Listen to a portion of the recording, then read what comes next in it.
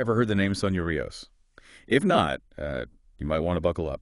Yeah. Because her story, the story of the Black Widow of Lomita, is full of twists and turns and, frankly, some pretty chilling details. Yeah, you're absolutely right. What's fascinating about this case is it really goes beyond just the sensational headlines. We're talking about a potential web of manipulation that spans decades and even continents, with two suspicious deaths right at the center of it all. And we're going to try to untangle all of that today. Right. Using court testimony, interviews, investigative reports. You've really compiled a whole dossier on this one. I've tried to. Going through it all, the central question that keeps coming up is this. Was Sonia Rios some kind of cunning mastermind who orchestrated these deaths? Or was she somehow a victim herself? Okay, well, let's start piecing things together. Sonia's story begins in the Philippines, specifically near the Subic Bay Naval Base. That location seems pretty key, right? It is. Even in her early years, Sonia was connected to American servicemen. This sets a pattern that kind of repeats throughout her life and becomes really important when we look at her marriages. Okay, so let's talk about marriage number one. Earl Bordeaux, a Marine back in the 60s. What was the dynamic like there? From the sources we have, it seems there was a very clear power imbalance. Earl was providing financially for Sonia, working multiple jobs to do so. And something that really stood out to me was how Sonia seemed to isolate Earl from his family. Isolating him. That's interesting. Was that a deliberate strategy, do you think? It's hard to say for sure, but that pattern of isolation appears again later, and it definitely raises some questions about Sonia's motives and her methods of control. All right, well, before we jump ahead, let's stick with Earl for now. His death back in 1987 is really where things take a dark turn. What do we know about the circumstances? Earl was found shot to death in the Philippines, in a house where he and Sonia were staying with her family. The story that was initially given to the police was that it was a break-in, a robbery gone wrong. But investigators didn't find any signs of forced entry, which immediately raised some red flags. No forced entry. Yeah. Okay, that definitely seems off. Did the police have any other leads? They did, and this is where things get even more complicated. Sonia's brothers were actually charged with Earl's murder. Her own brothers. Wow, that's a huge twist.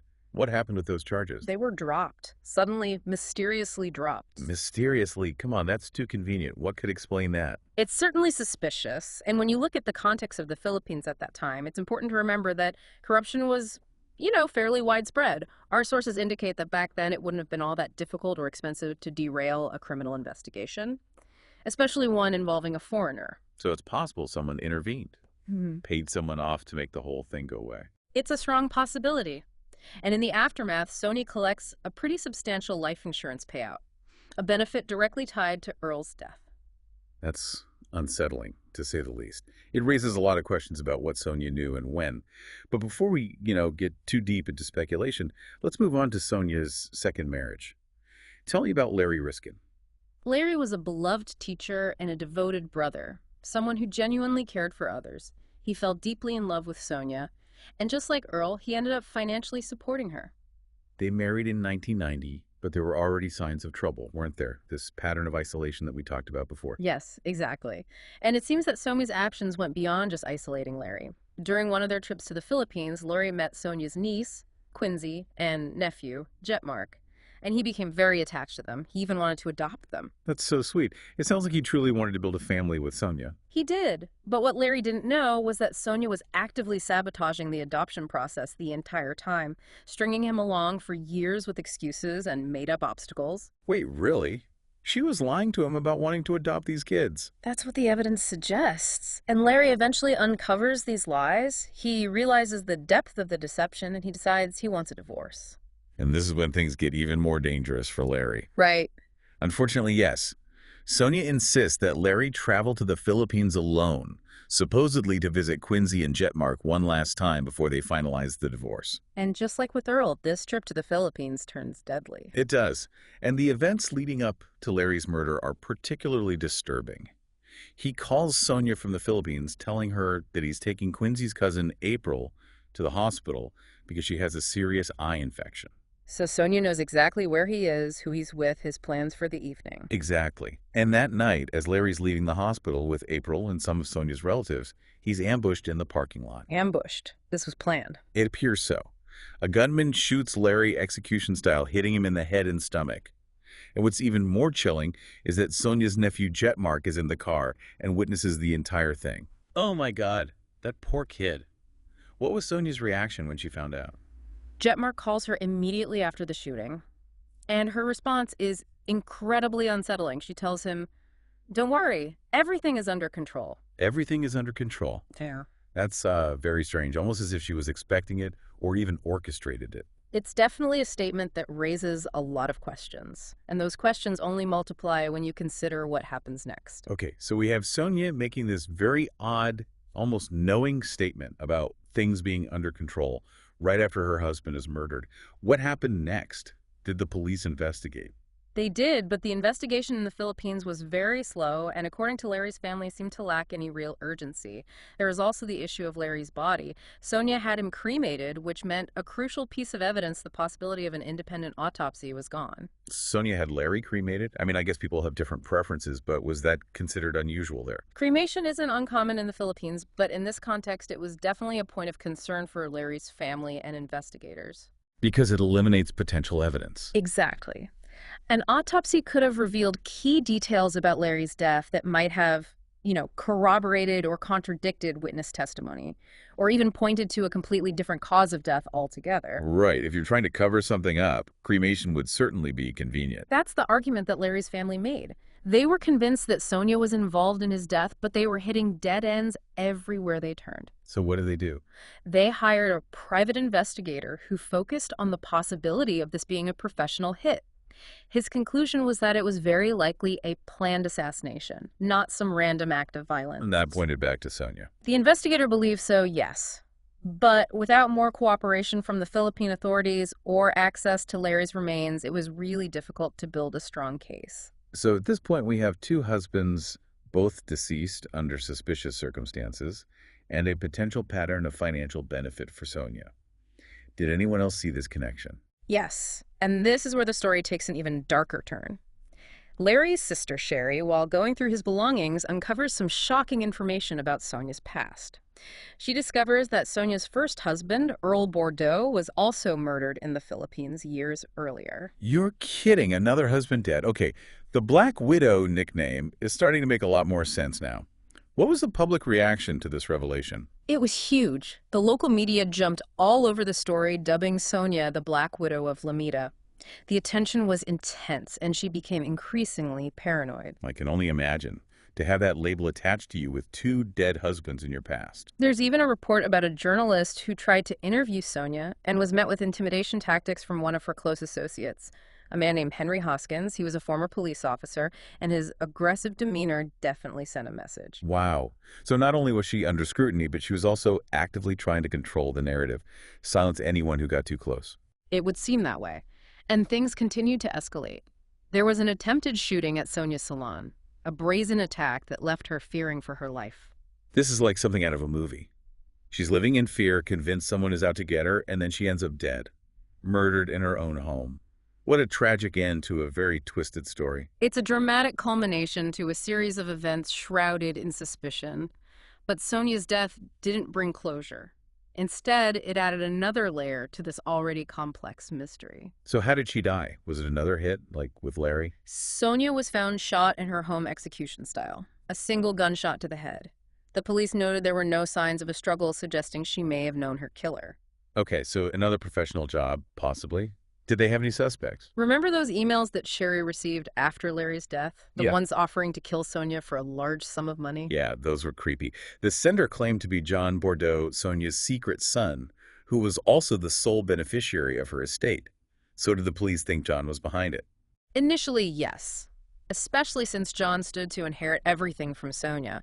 But then in another twist, the police investigation revealed that John didn't send those emails. Someone was trying to frame him for Sonia's murder. Hold on. Someone was trying to frame him. Why would they do that? Who else could have benefited from Sonia's death? That was the question investigators had to answer. And as they delved deeper, they started to focus on a new suspect, Eric de la Cruz, Sonia's grandnephew, the same one who had witnessed Larry's murder. Eric.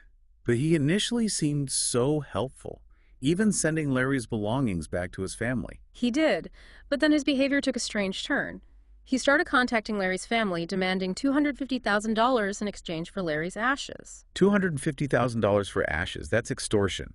What could have motivated him to do that? It's hard to say for sure, but his actions were clearly suspicious. The police investigation eventually led to Eric's arrest, and he was convicted of Sonia's murder. So the grandnephew, who is also a witness to one of the husband's murders, ends up being the one who kills Sonia. That's incredible. Case closed, right? Well, in terms of Sonia's death, yes, there was a conviction, but this didn't answer all the questions surrounding the deaths of her husbands. You're right. Even with Eric behind bars, no one has ever been held accountable for the murders of Earl Bordeaux and Larry Riskin. Does this mean those cases are still open? They are. And for the families involved, especially Earl's family, the fight for answers continued long after Sonia's death. What happened with Earl's case? Did they ever find out what happened to him? This is where things come full circle in a way. Remember how Sonia had Larry cremated? Well, she did the same with Earl. His family was never able to recover his body, let alone get any answers about how he died. That's awful. To be denied that closure, the chance to say goodbye properly. It was a source of immense pain for Earl's family, especially for his brother Dennis. He spent over 20 years trying to locate Earl's remains in the Philippines. 20 years. That's incredible. Did he ever succeed? He did. Thanks to an investigation by the show 48 Hours, they were able to find Earl's body in a public cemetery outside Manila. It turned out that he hadn't been cremated after all. Wow. So after all those years of searching, they were finally able to bring him home. Yes, they were able to bring his remains back to Iowa and give him a proper burial.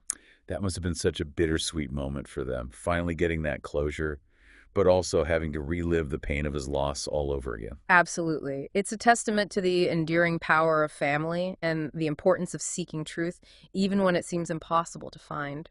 So even with Eric de la Cruz's conviction, there are still so many unanswered questions about this entire saga. That's right. Was Sonia involved in the deaths of her husbands? Was she a manipulative mastermind pulling strings from behind the scenes? Or was she in some way a victim herself, caught up in something she couldn't escape? It's hard to say for sure. There's certainly evidence pointing in both directions. And even with all the information we have, the full truth may never be known. Exactly. And that's what makes this case so fascinating, so frustrating, and ultimately so tragic. It leaves us with more questions than answers. It's incredible to think about Dennis's dedication. Yeah. You know, spending 2 decades pursuing that sliver of hope that maybe, just maybe, he'd find his brother's remains. Yeah, it speaks to the deep bond they shared.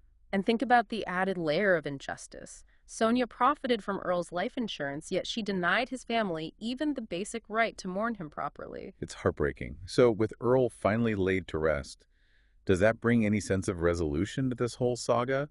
Or are we left with even more questions about Sonia Rios and her potential role in all of this? That's the thing about this case. It defies easy answers.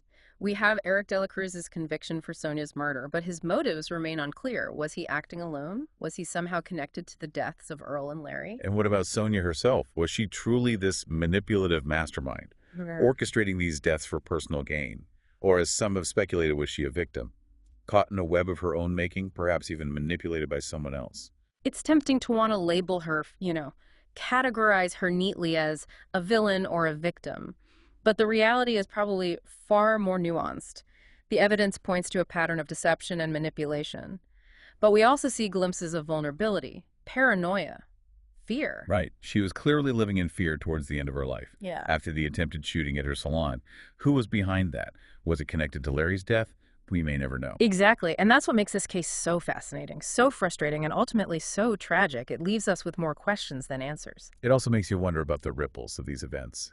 Think about all the lives impacted: Earl's family, Larry's family, the children Sonia claimed to want to adopt, even Eric de la Cruz himself. So many lives irrevocably altered by this chain of events. Yeah, and that's an important point. It's easy to get caught up in the sensational aspects of a case like this, the Black Widow narrative, but we can't forget about the very real human cost. So what can we take away from all of this? What does this deep dive into the story of Sonia Rios tell us about the world, about human nature, about the complexities of truth and justice? I think it reminds us that appearances can be deceiving.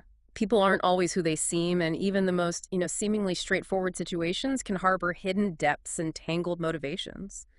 It also highlights the importance of critical thinking, of questioning assumptions, and of seeking multiple perspectives. It also makes you think about the limitations of our justice system.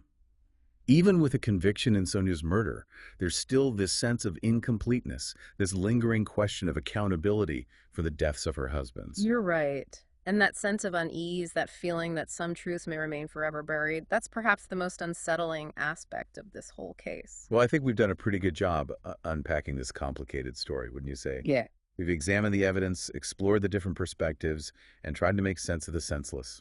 I think so. And for you listening, we hope this deep dive has given you some valuable insights into this case. It's a story that challenges us to confront difficult questions about human nature, justice, and the elusive search for truth. And perhaps the biggest takeaway is this. What? Keep asking questions, keep digging, and never take anything at face value. Because sometimes the most captivating mysteries were the ones that remain unsolved. Until next time, keep diving deep.